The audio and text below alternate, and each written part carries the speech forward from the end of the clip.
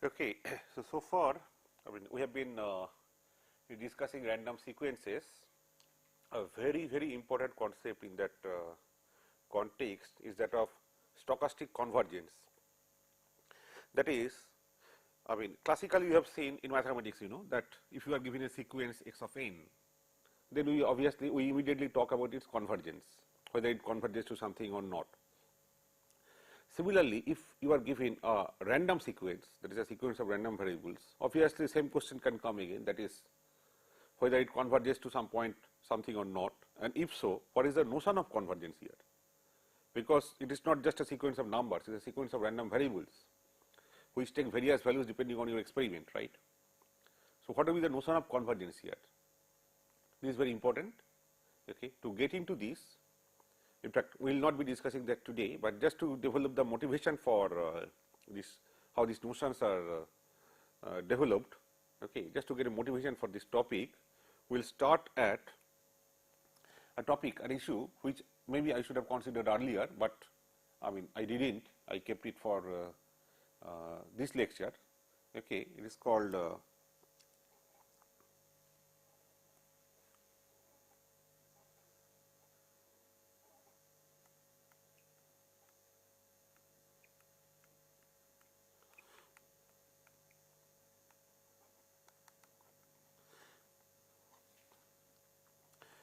now, suppose you are given a random variable x, okay, x is a random variable, expected value of say x is say mu, and expected value of x minus mu whole square, which is the variance, is a sigma square.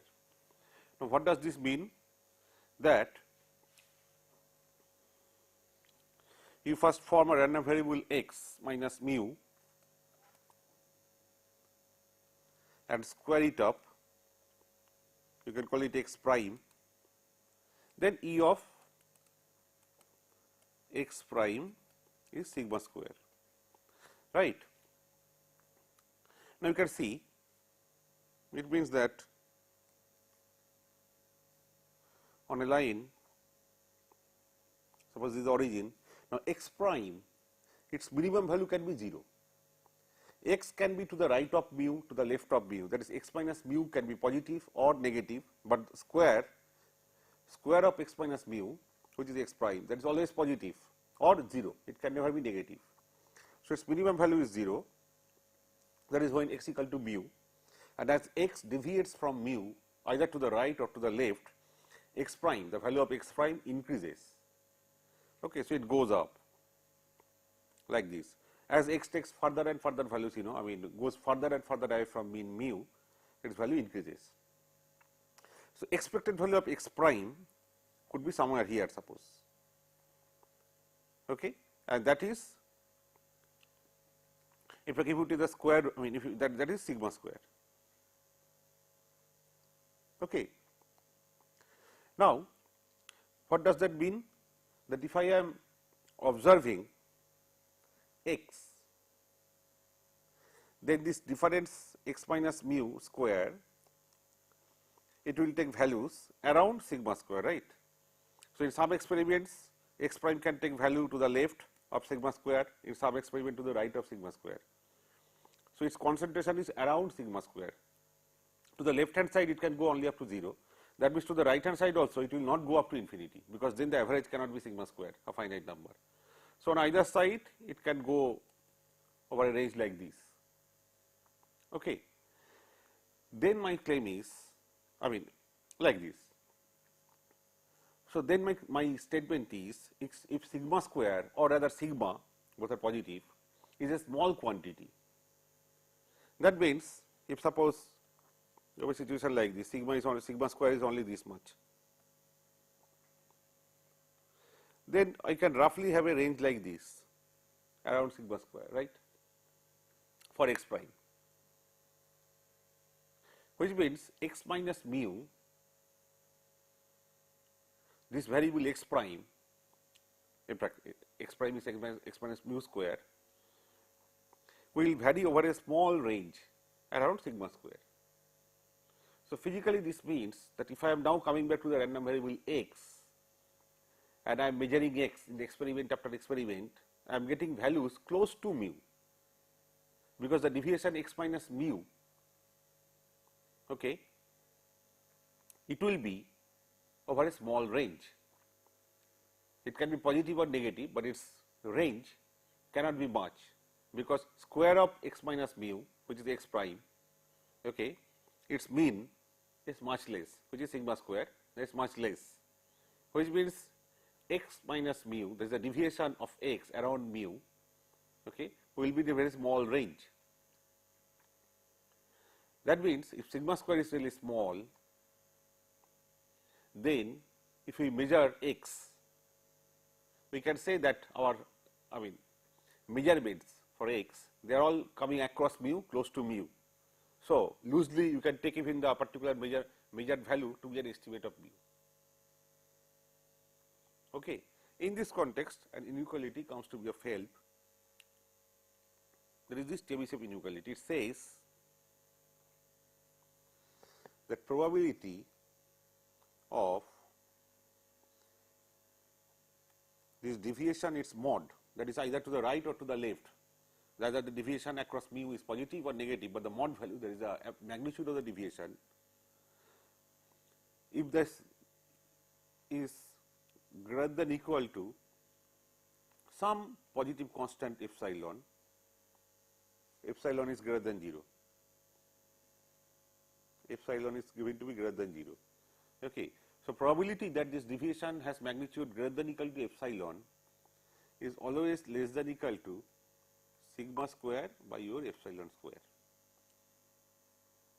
That means, if sigma is much less compared to epsilon, there is a variance of x is around the x is less, and the epsilon, there is a range of deviation that we are choosing is comparatively larger.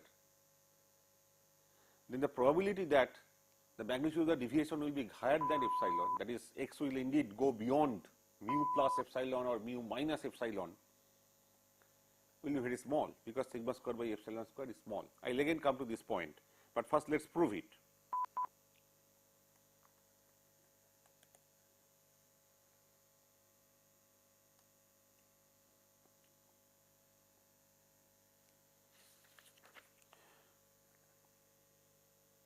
Now, what is this?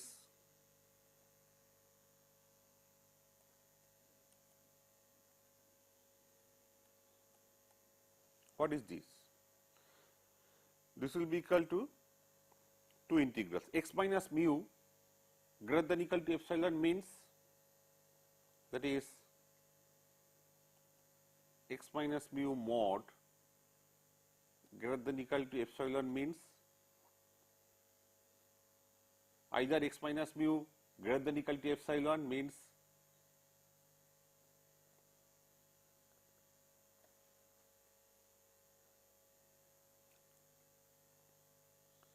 that is either x minus mu greater than equal to epsilon. Epsilon is positive. So, I am considering positive deviation, that is deviation to the right of mean mu. So, x minus mu in that case greater than equal to epsilon, meaning either x greater than equal to mu plus epsilon, or if the deviation is negative, that is x is taking value to the value less than mu. So, deviation is to the left of mu. In that case, this is less than equal to minus epsilon. Okay. Either the deviation is greater than plus epsilon, greater than equal to, or less than equal to minus epsilon. In this case, you get x less than equal to minus mu minus epsilon. So, what is the probability that x takes values either greater than equal to mu plus epsilon or values less than equal to minus mu minus epsilon? Sorry, plus mu, this would be plus mu minus epsilon, either greater than equal to mu plus epsilon or less than equal to mu minus epsilon. Okay. So, there should be two integrals, one from minus infinity to mu minus epsilon If you see Papolis's book, there is a mistake here. He puts a minus symbol with mu. That is wrong. It will be mu minus epsilon px, which is the probability density of x dx, and there is another integral mu plus epsilon up to infinity px dx. Okay.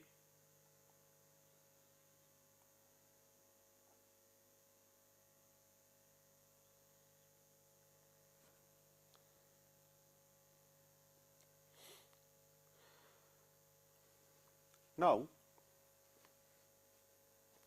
we keep this result. Okay. This we keep somewhere. Okay.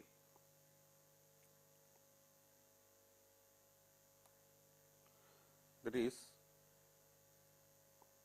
I repeat here just for storing purpose, that is probability of x minus mu greater than equal to epsilon is nothing but minus infinity mu minus epsilon px dx plus mu plus epsilon infinity px dx. Okay, this result we keep separately. Now we consider sigma square. What is sigma square? X minus mu whole square, its expected value. So, this is multiplied by px dx integrated. So, obviously, since x minus mu square, mu whole square is positive, p of x is a positive non-negative number. This is, I mean, all are non-negative. X minus mu whole square, p of x, okay, these are non-negative, and dx is of course always positive. Okay, this is this integral obviously is greater than equal to same integral, but over a shorter range, over a reduced range. That is from minus infinity to say mu minus epsilon x minus mu whole square px dx plus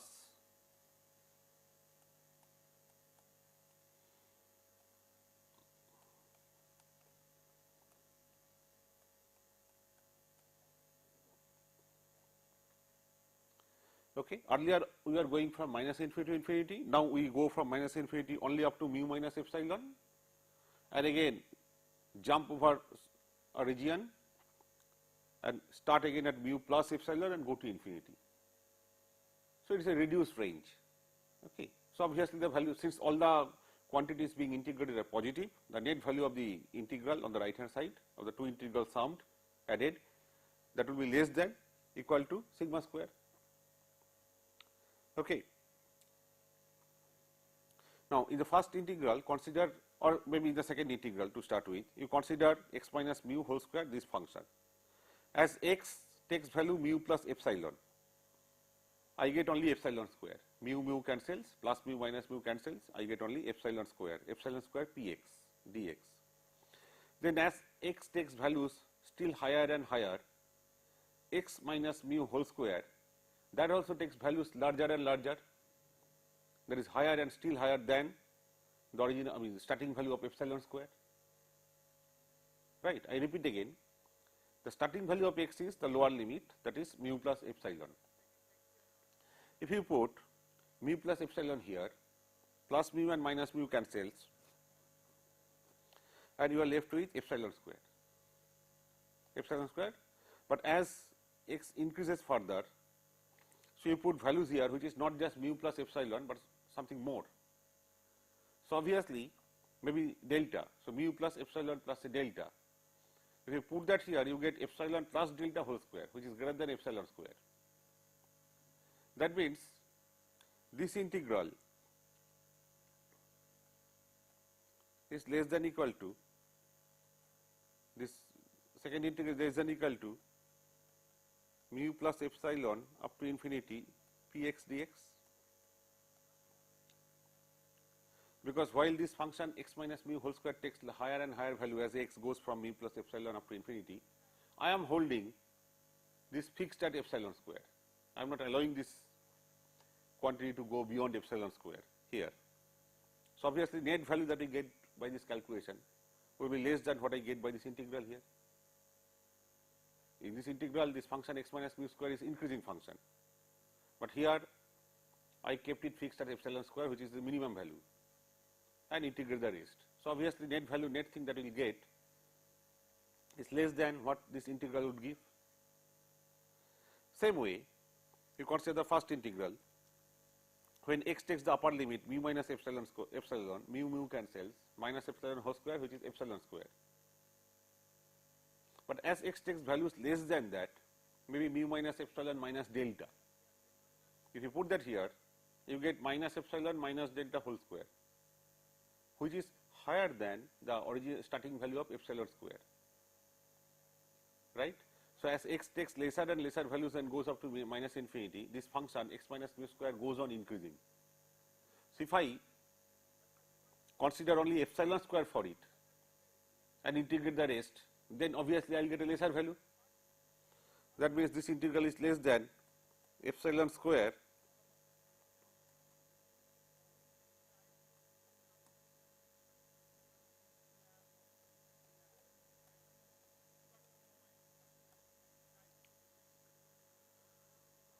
So, here you take epsilon square common. Okay, here you take epsilon square common. So, what you are left with is simply what we wrote at the top.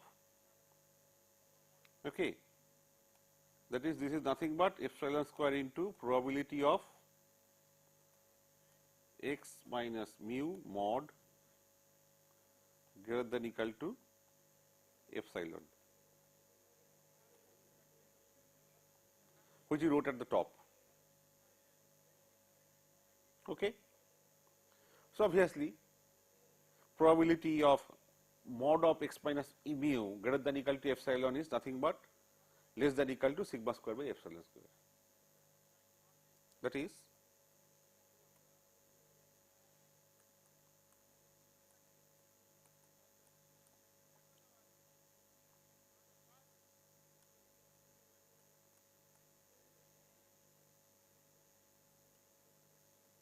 sorry.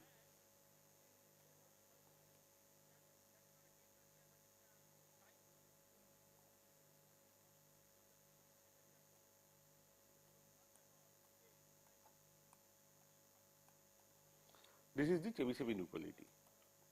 You remember, this is what we wanted to prove.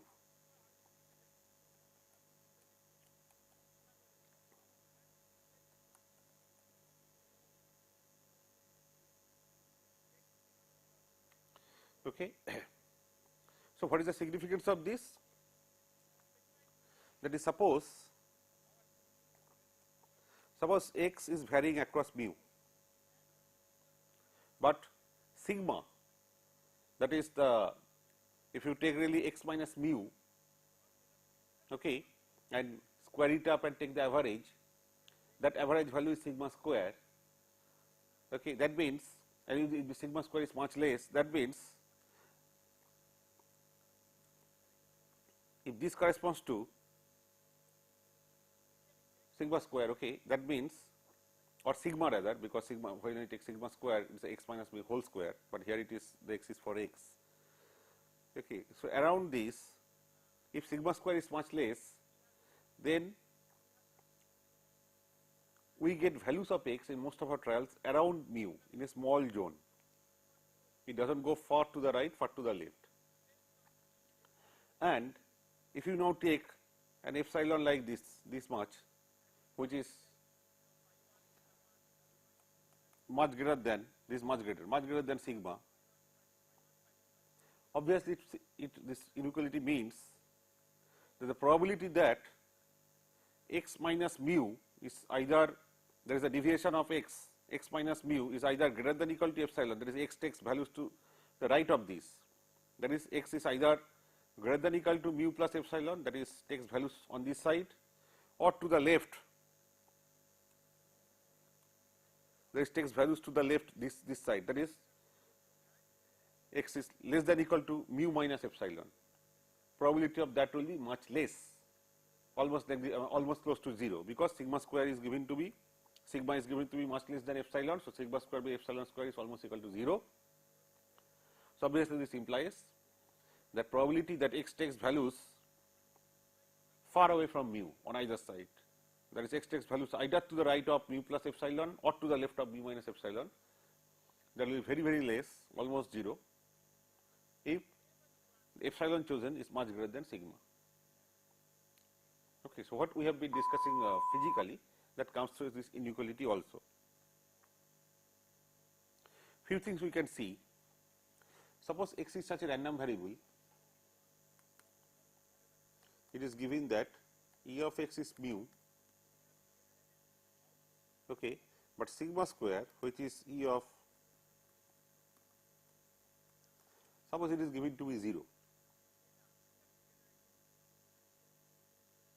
Okay, this x is such a random variable whose mean is mu, but whose variance is given to be 0.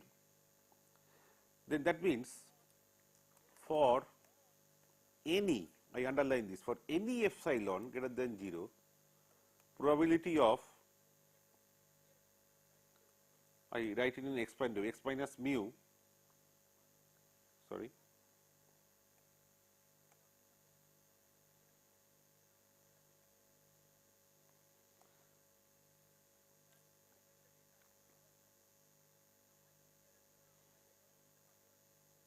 just a minute.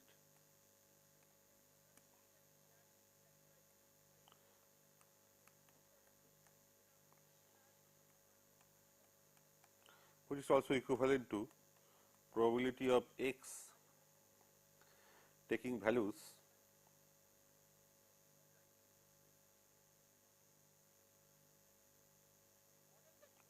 either greater than equal to, that is when x minus mu is positive, the deviation is to the right of mu, this is greater than equal to mu plus epsilon, this set union with x taking values to the left of mu, that is mu minus epsilon, that is x taking values to the right of mu plus epsilon and to the left of mu minus epsilon. For any epsilon, this is by the Thebycheff inequality less than equal to sigma square by epsilon square, but sigma is given to be 0 and epsilon however small is non-zero. So, this is equal to 0. That this means what? That x is such a random variable that it always takes the value mu with probability 1, because for any epsilon chosen, its probability of taking values higher than, greater than equal to x minus mu and less than equal to x minus mu, sorry, greater than equal to x minus epsilon, greater than equal to mu minus epsilon and mu plus epsilon, or less than equal to mu minus epsilon. That is graphically it means there is, if your mu is here and epsilon, for any choice of epsilon, probability of x taking value to the right, this side, or to the left, that is 0. And you know this is true for any epsilon greater than 0 however small. So, you now start letting epsilon tend to 0. Obviously, from right hand side and from left hand side we will be approaching mu. Okay. So, as long as you are not at mu, but very close to mu on the left hand side and right hand side, probability of x taking those values is 0.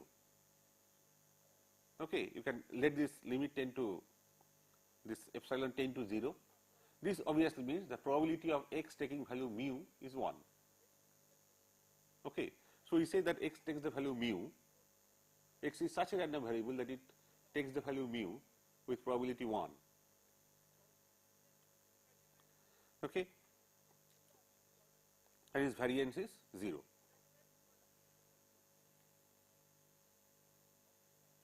Further,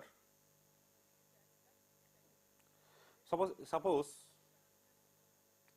x is a random variable and E of x square, which is always, this is always true, mu square plus sigma square, okay, that is expected value of x square, which is also called the expected power in electrical engineering language, is expected power of x. And suppose this is given to be 0.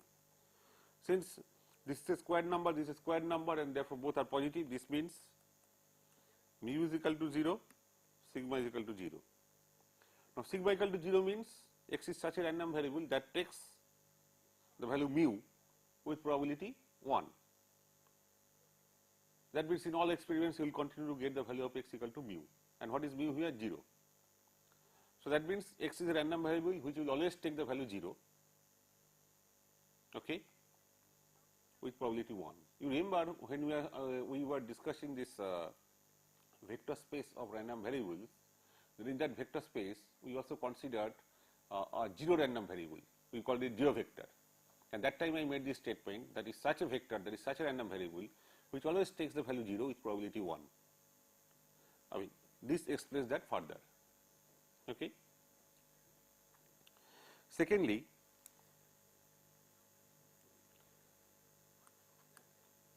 if you consider this bound,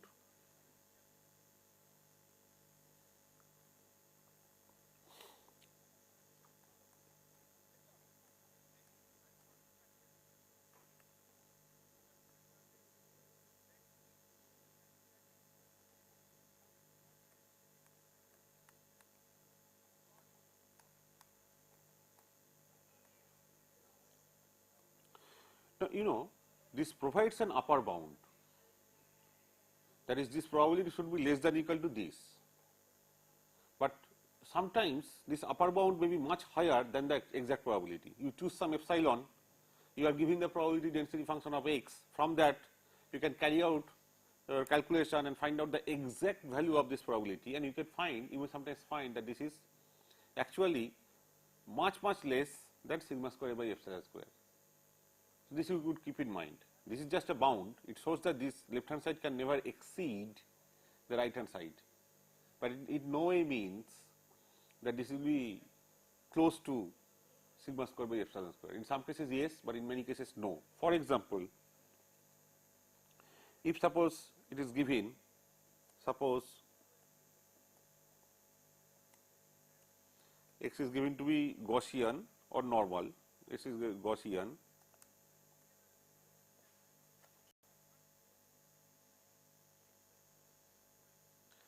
in that case Gaussian, mean mu and variance sigma square, you know what is this probability density, 1 by root 2 pi sigma e to the power minus x minus mu whole square by twice sigma square. If this is given, then you can find out yourself that if you choose epsilon to be just 3 sigma, that exact value will be given by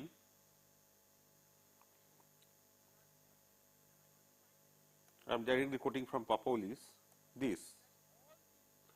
But what does the right hand side, this bound gives?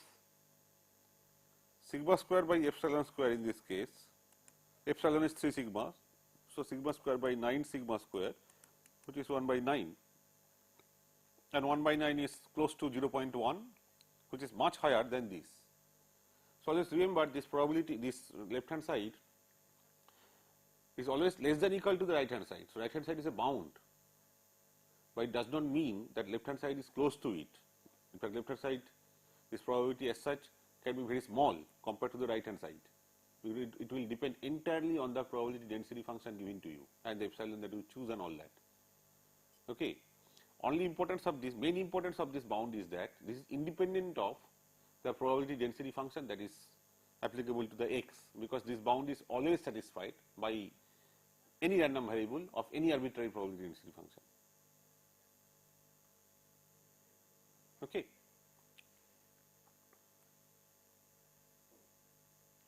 Now, consider a more general result.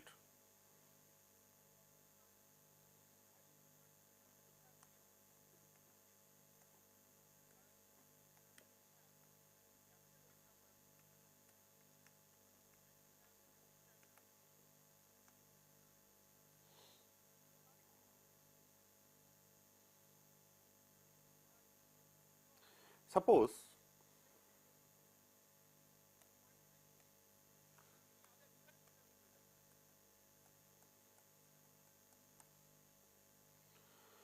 this is given that x random variable, but p of x equal to 0 for x less than, less than 0, not less than equal to. That means x always takes values either 0 or positive, or x always takes positive values which are either positive or 0. X is always non-negative. Okay. In that case, then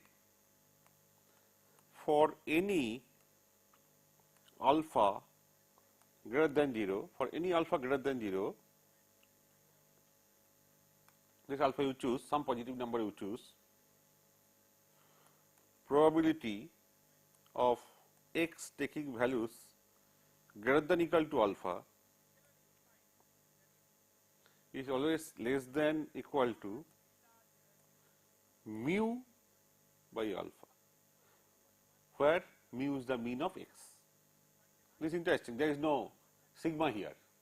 Please see the difference in this result. I am only considering random variables which take non-negative values, that is either 0 or positive numbers, that is p of x is 0 for x less than 0.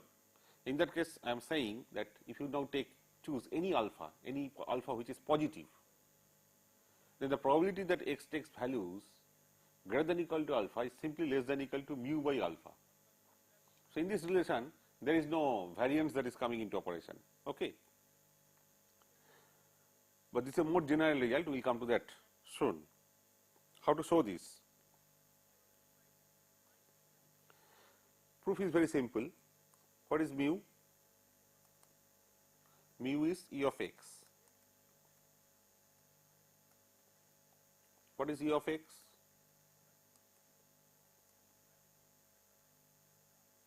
X into Px dx. Okay. But integral should not be from minus infinity to infinity, it should be from actually 0 to infinity. So, I correct it to 0 to infinity. Now, remember within this range 0 to infinity, x is taking always values which are positive or 0, and p of x is always non-negative. Okay. So, that is integral is always positive, and this product x into px is always positive, and that is being integrated. Of course, the result is positive, mu is positive, has to be. Then this means if we now do the integral from alpha,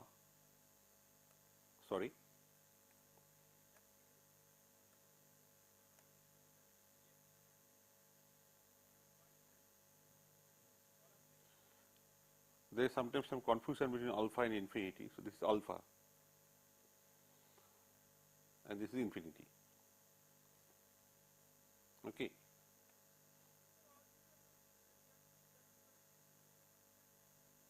The alpha to infinity,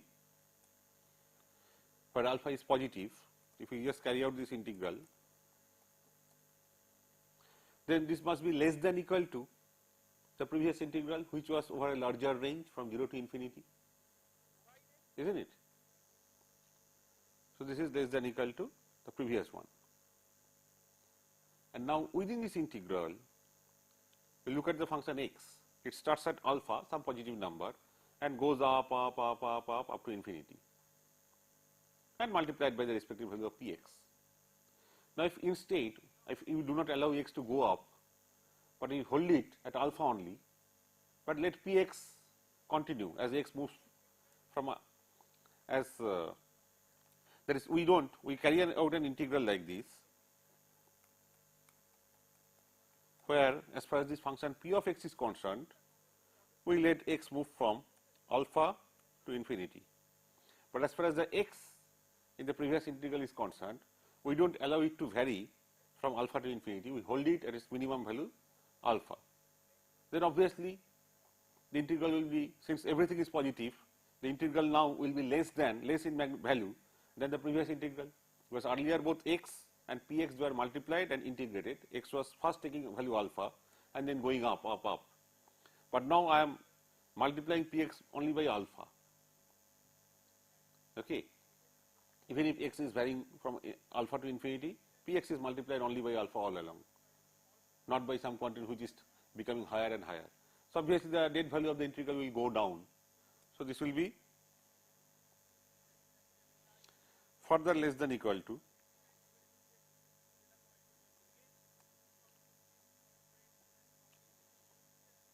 this and outside alpha. By the way, if I ask you why I am putting less than equal to and not less than in both cases, answer is just for mathematical correctness. For instance, initially I said that x into px dx integrated from 0 to infinity, that should be greater than equal to the same integral, but from alpha to infinity. Why greater than equal to? Because it may so happen that your probability density function p of x is chosen such that from 0 to alpha its value is 0. So, obviously, the integral itself becomes identical to this next integral, that is x px dx from alpha to infinity, because in the range between 0 to infinity p of x is 0. So, no point in carrying out the integral there, it will take the 0 values. In that case, equality will remain, will be preserved. And further, in that case, and then here how you can take alpha out?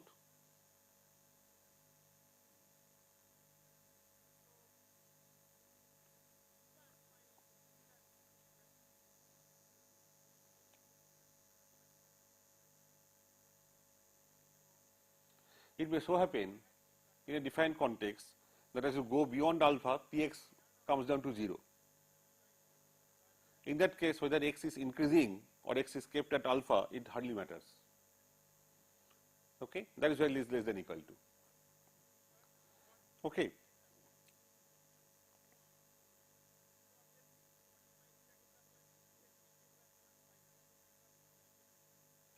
And what is p of x dx from alpha to infinity? This side is then equal to alpha into, this is nothing but probability of x taking values greater than equal to alpha. That is why you integrate px with respect to x from alpha to infinity. That will give you the total probability of x taking values greater than or equal to alpha. So, that proves the inequality, that is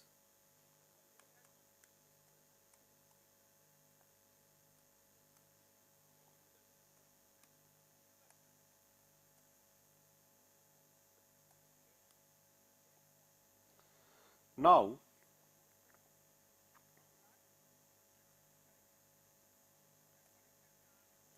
Suppose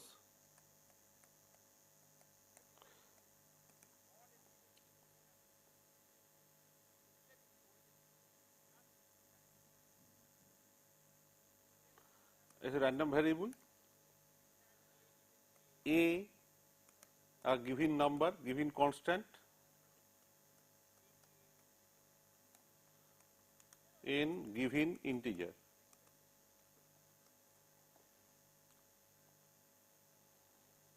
You consider a random variable x prime, which is nothing but say mod of x minus a whole to the power n. So, obviously, mod of x prime is a random variable that takes only positive values. Okay, that takes only positive values. That means I can apply the above result if I choose, that is, the above means then that for any epsilon greater than 0, any positive number, positive epsilon greater than 0, I can write from this that probability of this random variable x minus a whole to the power n, this is a random variable, I call it x prime.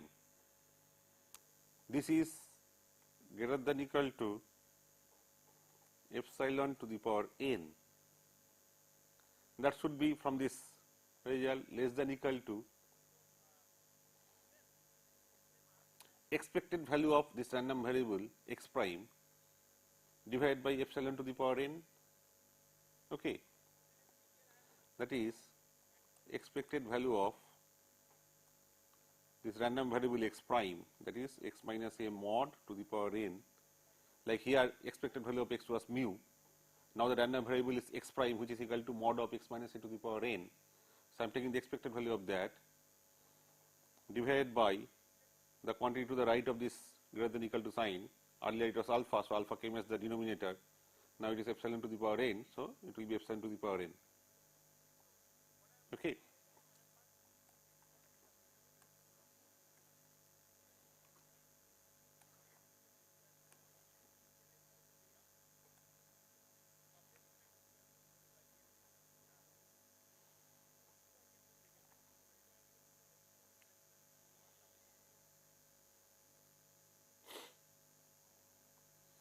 What does that mean? This is fine, but my claim is probability of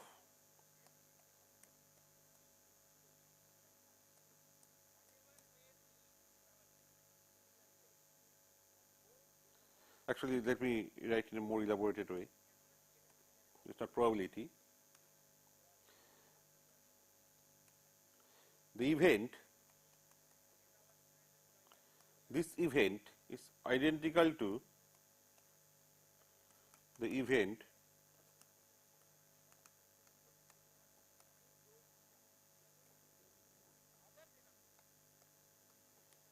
is because whether you take mod of x minus a or mod of x minus a to the power n, mod of x minus a is always positive, epsilon is positive. So if it is giving that mod of x minus a whole to the power n is greater than or equal to epsilon n, it obviously means, since the quantities are positive, it obviously means mod of, and n is a positive, n is a number, n is an integer, does not matter whether it is positive or negative though. Essential thing is that mod of x minus a and epsilon both are positive. If the above inequality is given that mod of x minus a whole to the power n is greater than or equal to epsilon to the power n, this obviously means mod of x minus a is greater than or equal to epsilon. Conversely, if this is given that mod of x minus a is greater than or equal to epsilon, obviously if you raise the both left hand side and right hand side to any power n, since both are positive, both mod of x minus a and epsilon are positive, if you raise to any power, even then left hand side will be greater than or equal to right hand side. So the two events are same. Okay, one implies the other. That means from above I can also write that probability of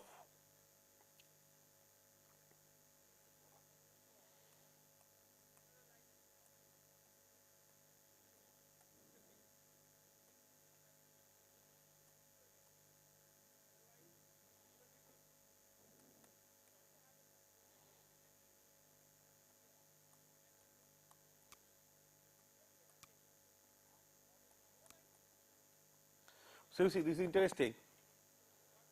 In the Thebycheff inequality, our left hand side was this, only a was replaced by mu, okay, but it is more general, p of probability of mod x minus a greater than or equal to epsilon,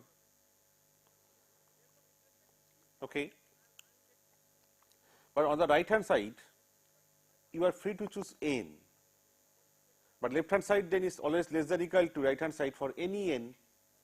So you can put n equal to 1, still it is satisfied, you can put n equal to 2, still it is satisfied, and so on and so forth. Okay.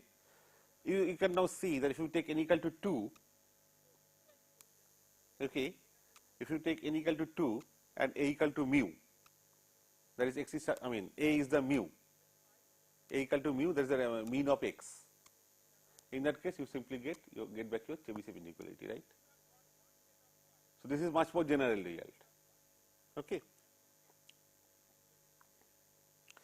Now, in the limited time that is left, I will just introduce, I will just get into the concept of, I will just start this discussion on stochastic convergence or convergence of random sequences, but again, I will again need some further discussions before we can take that up.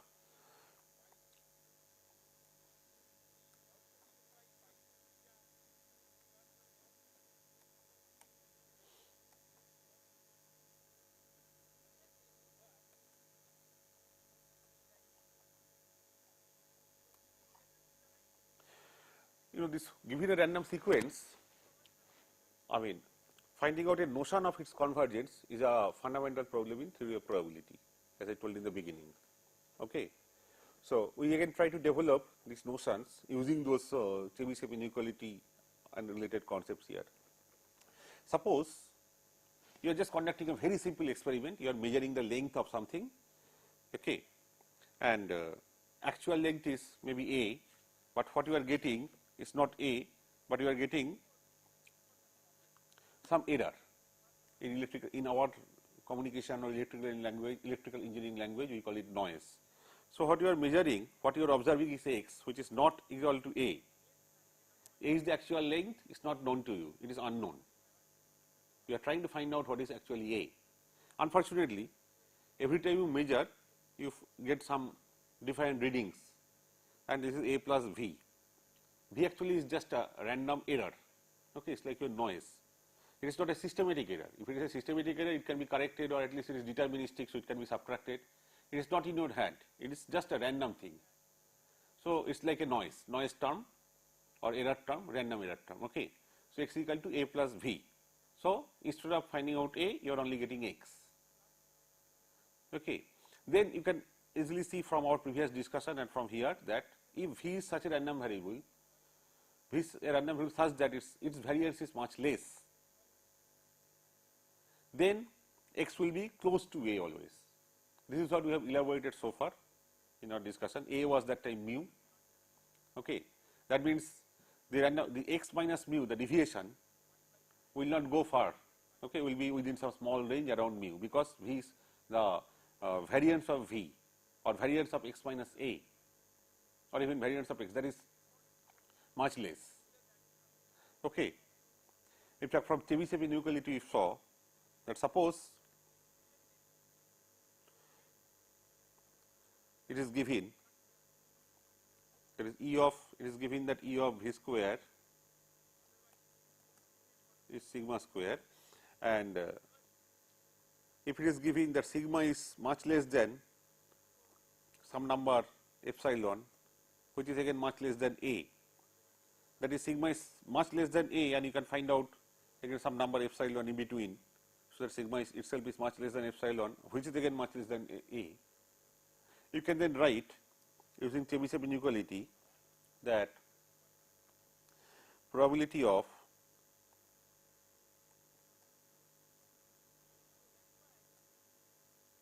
less than equal to, okay, that time we consider it to be greater than equal to, now we consider it, it is not necessary, greater than epsilon, which is nothing but 1 minus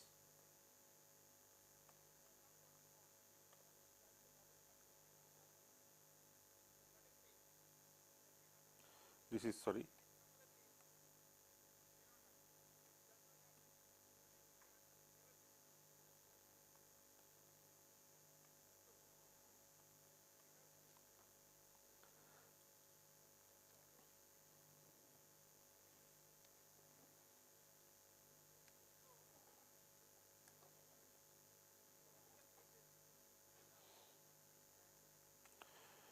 okay.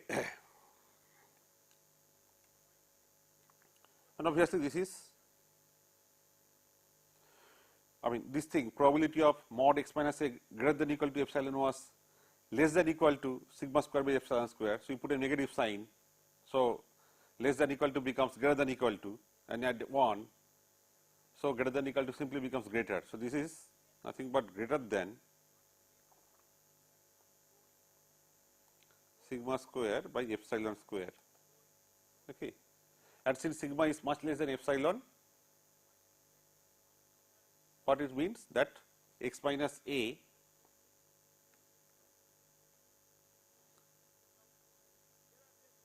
that is sorry, this will mean that x will be in this range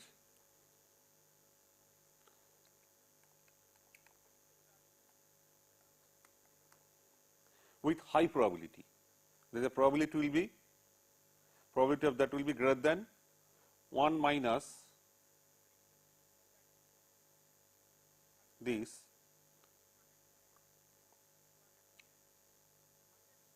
just a minute, there is a mistake here, I left out one term.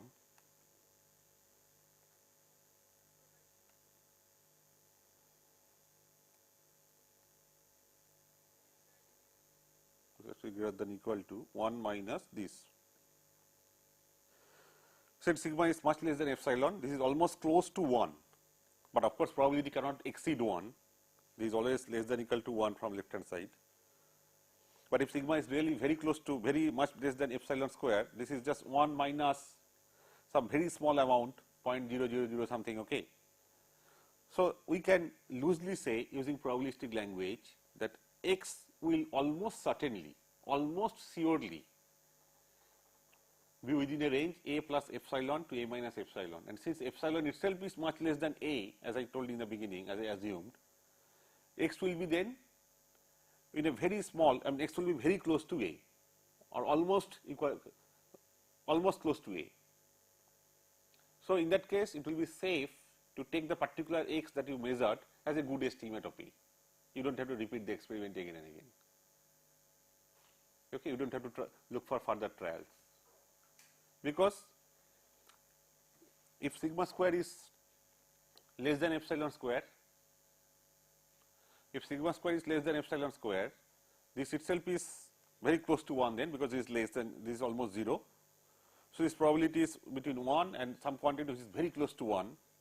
So we say that x is almost certainly within this range, a plus epsilon to a minus epsilon, and since again epsilon is much less than a, x is within a plus to a minus, we can say. So whatever x you get, you can simply take it to the estimate of a, no problem. But suppose this is not true, that sigma square is not really, or sigma is not really much less than a. So you cannot apply this. Then what do we do? That is where the sequence of random variable comes actually. Then suppose we perform the experiment several times, n times. First time you get x1, first time whatever you observe, you give it a name, random variable x1. Then you observe x2, then you observe x3. So you get a sequence of RVs, random variables, x1, x2, dot dot dot, maybe xn, xi, outcome of ith experiment. Okay, these experiments, and xi is equal to a plus some noise term during the ith experiment, the noise term that comes, that is Vi. So actually if you again repeat the experiments, first, I mean, see, you are making n observations, x1, x2, xn. After half an hour maybe you can make again another n observations. So in the first observation Vi took some value, next time ith step you will get some other value of Vi. In that sense, Vi is a random variable, okay, of variance sigma I. Okay. In fact, to make life simple, you can assume that Vi, whether it is V1 or V2 or Vn, they all have the same variance. After all, it all is coming from the same error process. Okay. And now, after making n trials, that is, you got some values for this n random variables out of this sequence of your x trials. First trial x1, you got the value of x1, then x2, then xn you measured. Okay, this together consist of one experiment. Next time again you measure x1, x2, xn, and likewise. But I am just bothered about only one experiment. Then you measured some value of x1 only, x2 and xn, and stopped. You are not measuring again. And what you are doing, you are finding out a sample estimate, which is then again a random variable.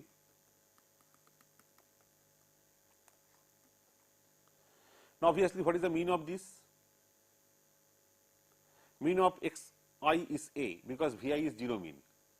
Maybe I forgot to mention that this error, you know, it can take positive value or negative value, its mean is 0. That means each xi has a mean a. So what is the mean of x bar? Mean here, that is a, then mean here, that is a, n times n into a divided by n. So, E of x bar is same as your a, but what is x bar minus a whole square? Variance, that will be, you can see, sigma square by n square. That is the beauty, okay. Sigma square by, sorry, n, not n square, n. So, variance is coming down, okay. Earlier it was sigma square, and I said if sigma is not much less than a, we have a problem. We cannot simply measure once and take it to a good estimate of a. In that case, I measure it n times and take a sample average. This sample average, if I call it a random variable, its variance is not sigma square, but sigma square by n. And if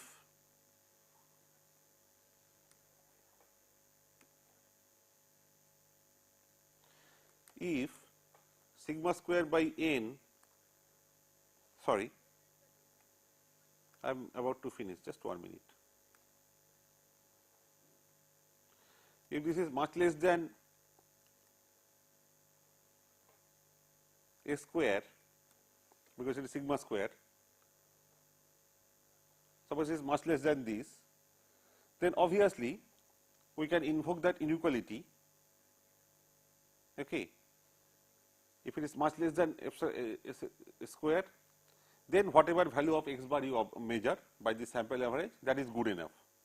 That will be close to the mean A, because variance, okay, what does it mean? The variance, new variance, if you call it sigma prime, which is nothing but sigma, sorry, square root of sigma square by n, okay, and what is mean? Mean is A. So, that means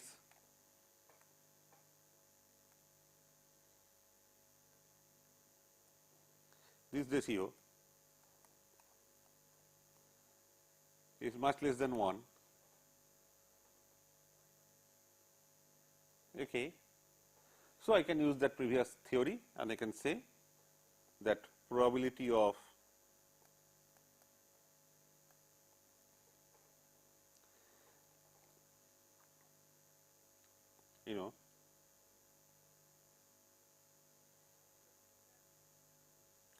less than equal to or maybe less than some epsilon is almost close to 1. So, whatever value you measure for x bar, that is good enough. So, that is all for today. So, next class we will go further into these notions. Thank you very much.